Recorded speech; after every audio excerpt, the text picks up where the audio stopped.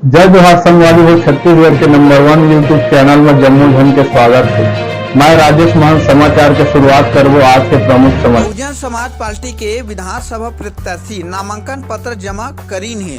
आप मन ला बता दी कि जांजगीर चांपा जिला के तीनों विधानसभा ले बहुजन समाज पार्टी ले 7 और 17 नवंबर के 2 चरण में हुआ विधानसभा चुनाव में जांजगीर चांपा विधानसभा ले राधे श्याम सूर्यवंशी और अकलतरा विधानसभा ले डॉक्टर विनोद शर्मा और पामगढ़ विधानसभा ले वर्तमान विधायक इंदू बंजारे चुनाव लड़े से भारी धूमधाम के बीच अपन नामांकन दाखिल करीन है और प्रत्याशी मन अपन कहिन की भाजपा कांग्रेस के राज में विकास की उल्टी गंगा बहत है। कांग्रेस की 5 साल सरकार में कोनो काम नहीं हो है, ये बात क्षेत्र की जनता घलोक जाना थे। जांजगीर चांपा जिला के तीनों विधानसभा में बहुजन समाज पार्टी के जीत तो तय है, ये बात कहत है। सीजी पंचायत न्यूज ने जय ठाकुर की खास रिपोर्ट। जीत के प्रति 100% हम लोग सुनिश्चित रूप से हैं और मुद्दा तो जो अकलतरा में विकास नहीं हुआ, लंबे समय से कांग्रेस और भाजपा की सरकार रही है वहाँ पर, लेकिन आज भी विकास नहीं हुआ है। उस मुद्दे को लेकर जाएंगे हम लोग और अकलतरा में जो एक भय, डर, आतंक का जो माहौल है, उस माहौल को ख़त्म किया जाएगा। अकलतरा को आज़ाद किया जाएगा। हमारी जो लड़ाई रहेगी, आज़ादी की लड़ाई रहेगी। अकलतरा में आज भी लोग भय और आतंक के माहौल से डरे हुए लोग हैं।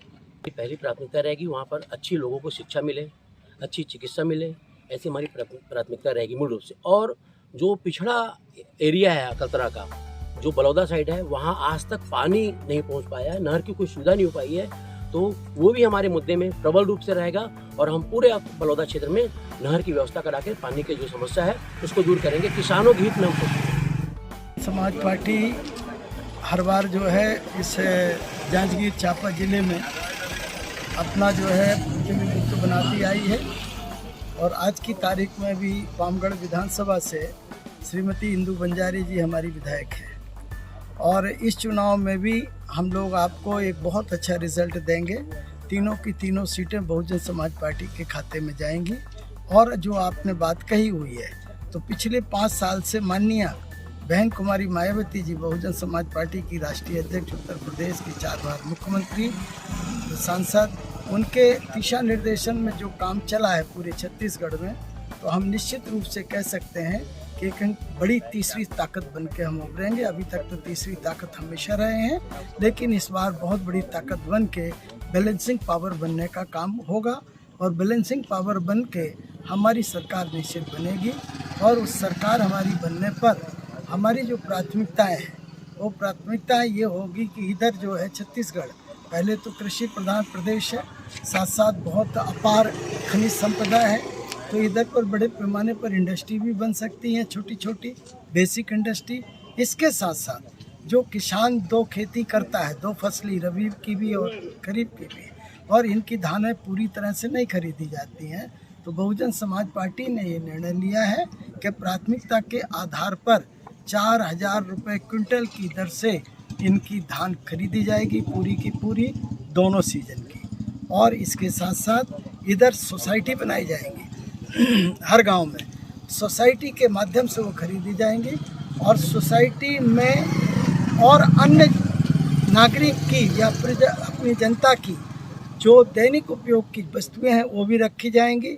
और बेरोज़गारी को ख़त्म करने के लिए उसी गांव के नौजवान लड़कों को उन सोसाइटी में अपॉइंट किया जाएगा ताकि बेरोज़गारी का अंत हो सके। इसके साथ साथ और भी हैं, शिक्षा को टोटल फ्री कर दिया जाएगा। प्राथमिक क्लास से लेकर और कॉलेज तक टोटल शिक्षा फ्री होगी और शिक्षा पर इस प्रदेश का एक बड़ा बजट खर्च किया जाएगा, क्योंकि जो शिक्षित होगा वो अपने आप रोजगार भी ढूंढने का काम। राधे श्याम सूर्यवंशी बहुजन समाज पार्टी जांजगीर चांपा क्षेत्र का यहाँ पर प्रत्याशी हूँ। मैं आज यहाँ पर आवेदन किया हूँ, नामांकन दाखिल किया हूँ। हमारी जो न बहुजन समाज पार्टी तो सामाजिक परिवर्तन एवं जो न आर्थिक मुक्ति आंदोलन के लिए माननीय कांशीराम साहब जी बहुजन समाज पार्टी बनाए हैं और हमारी मेन जो है सामाजिक परिवर्तन और आर्थिक मुक्ति के लिए ही हमारी जो है संघर्ष होती है। खास क्षेत्र की मूलभूत समस्या के लिए मैं आप सभी मित्र मुझे जानते हैं कि समय समय पर मैं धरना, प्रदर्शन, आंदोलन तो करते रहता हूँ और हमारे किसी भी सर्व समाज में किसी के साथ जो अन्याय अत्याचार जो जाति होता है उसको भी मैं आप लोगों के बीच में समय समय पर आंदोलन के रूप में धरना प्रदर्शन करके मैं शासन प्रशासन तक अपनी बात को पहुँचाने का मैं कोशिश करता हूँ। हम उसको निपट चुके हैं।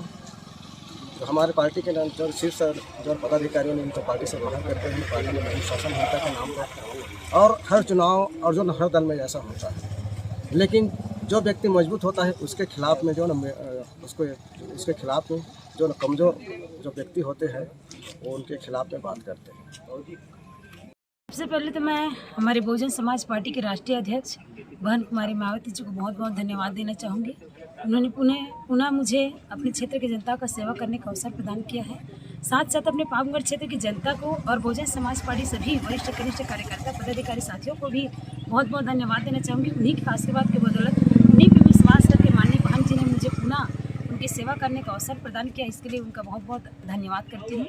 और जो रही बात हमारी चुनावी मुद्दे की, तो हमारी मुद्दे विशेषकर बीजेपी कांग्रेस के जो गठ जन विरोधी नीति है उन सभी नीतियों के खिलाफ में हमारे मुद्दे रहेगी। खास करके जो केंद्र की सरकार है वो जिस तरह से आम जनताओं को ठगने का काम करे, महंगाई के नाम पे, नौकरी के नाम पे, शिक्षा के नाम पे और किसानों को ठगने का काम करे, उन सभी मुद्दाओं को लेकर हम क्षेत्र में जाएंगे। और राज्य की सरकार जो है कांग्रेस की, वो सत्ता में आने से पहले से उन्होंने 36 वादे किए। 36 वादे में उन्होंने एक भी वादा नहीं किया है।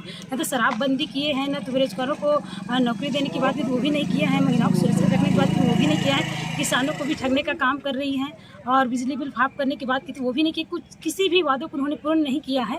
और सड़क की हालत इतनी खराब है कि लोग पैदल भी नहीं चल पा रहे हैं। स्वास्थ्य के संबंध में देखें तो कहीं भी बड़ा हॉस्पिटल नहीं बनवाए हैं, डॉक्टर नहीं है। इन सारी मुद्दाओं को लेकर हम क्षेत्र में जाएंगे और आने वाले समय में बहुजन समाज पार्टी का पामगढ़ में फिर से विधायक स्थापित करेंगे। और साथ ही साथ हमारे बगैर किसी की सरकार नहीं बने, ये बहुजन समाज पार्टी की पूरी रणनीति है।